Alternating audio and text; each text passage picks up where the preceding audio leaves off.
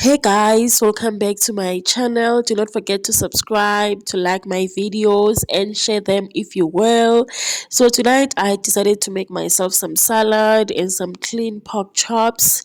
This is me putting together my salad. As you can see, I've got me some lettuce, tomatoes and a few things. This is my pork, you guys. I air fried it, looking nice and clean, not too much going on. So here I'm using the soul mayonnaise sauce from Chicken Licken that I got with my last order from Chicken Licken.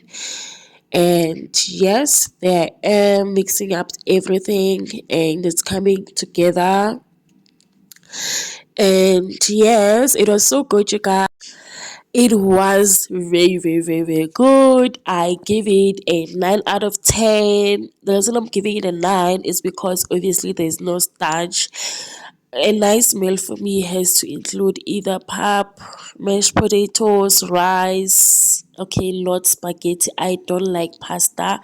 Should it be spaghetti, noodles, or what? I do not like those things. I just eat noodles sometimes because, yeah, I'm not rich yet, but wait until I become rich.